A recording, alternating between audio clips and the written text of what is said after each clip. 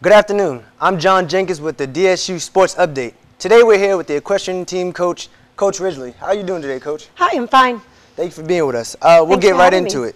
As a program, you guys have, made great strides since 2007, since it all began. What do you feel are some of the notable achievements that you guys have, done?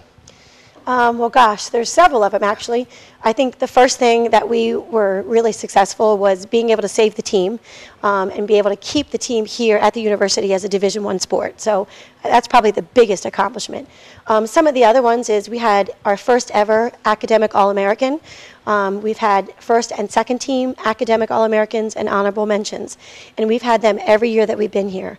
The school motto is students first, athletes second. So having a strong academic background as part of the basis of the team, I think, is important. The other part is that we have an All-American reigner. So for Del State to be recognized having an All-American student athlete is huge. And that was last year, Breanne Hewitt. So we've also made the championships 4 out of 7 years that we've been here. So I think that's pretty significant considering how young and small our team is compared to the other Division I schools we compete against. All right, so what do you feel are the keys to success for your team? Well, for this upcoming year, you mean? Right. What do we need to do? Right. Well, we have a very young team. I recruited 9 freshmen, so that's a pretty big incoming freshman class. I have had bigger freshman classes. I've had classes of 12. But as far as a competition team, more than half is a freshman. So, we are still building, and I hate to say that, but when you have a young team and you have more freshmen than you do seniors, it's kind of tough to be competitive with other teams who are riding all juniors and seniors. However, I've been very fortunate, and the girls that I've recruited this year, one of them is 12th in the world in horsemanship, and she chose Delaware State. So, we have some girls that are highly qualified that wanted to come here and ride. And part of that is because they want to be part of something that's up and coming and somewhere that they can go that's small, that even though they are freshmen, they will compete. At bigger schools, usually, it doesn't matter how good you are, if you're a freshman, you're not going to ride or compete. So what do you feel, what are some qualities you guys look for when it goes to recruiting athletes for the equestrian team? Well, as any coach, of course, at this level, I'm looking for skills. They have to be able to compete at this level and win. But more importantly, for me, I'm looking for the kind of personality and character that's going to fit into our family of equestrians. We're unique. We're the only HBCU that has an equestrian team. We're the smallest Division I equestrian team out there.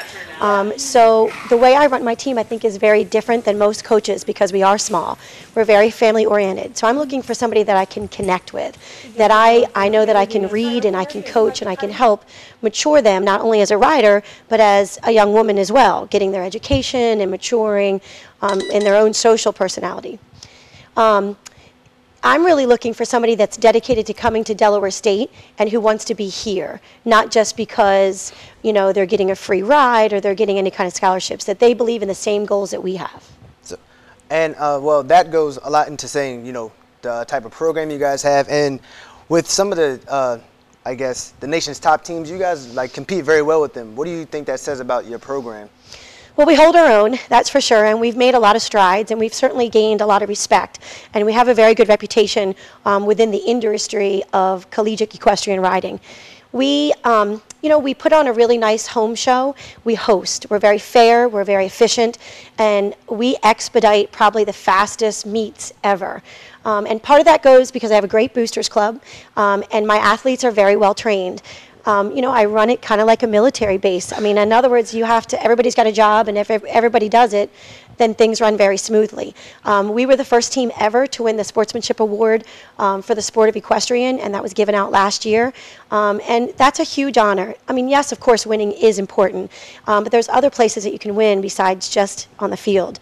And we're winning as far as growing young women to be successful young people, and that's important to me too. Right. So lastly, just try and describe, if you can, the day of a equestrian student athlete or the hardships that goes with coaching the equestrian team. Well, like with any sport, you have to be highly dedicated because basically if you play a sport at the college level, that's your life. So my girls have to get up and they work They work out as a group 3 days a week. They ride 5 days a week. And of course, my freshmen have study hall. So usually they're at the gym at 6:30 a.m. to 7:30. Then they go to class, and then they have a ride time. We don't usually practice as a team. Everybody has a ride time designated in between their classes. So they're going to go to workout, they'll go to class, they'll go to ride, then they'll go to class again, and then they have study hall at night. Right. I'm also a big fan and advocate of fundraising and community hours. We've had the most community hours of any team on campus in the last 5 years. So they have spent a lot of time volunteering. A lot of their weekends are pushed with that. And like I said, my Boosters Club is really active. So we have fundraisers almost every weekend, from car washes to pancake breakfasts to we run clinics where we put on horse shows and we make money off of that. So they're very, very busy. And we're a 2-season sport. So they come in starting and we go all the way through the end of the year. So there's not a lot of break time. They have to be committed.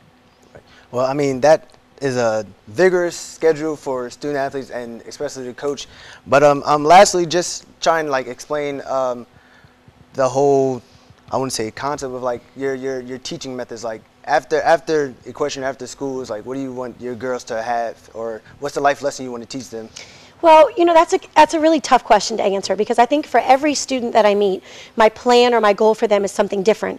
It depends what, you know, what kind of person they are, what they need out of me to grow as a person. My alumni is very, very strong. They come back and volunteer all of the time. And I think what I'm looking for is them to leave here with the sense of that this was the best 4 years ever, and they learned a lot about themselves and how to work with other people. I think teamwork is something that you can carry over to the rest of your life, whether you're working or on a team. It's pretty much the same thing, how you relate to people. So I want them to be successful academically and be able to leave here and represent us and themselves well. All right, well, we thank you for your time, Coach Ridley. Thank you. That you. was your sports update with the Equestrian Team. Tune in next time. I'm John Jenkins.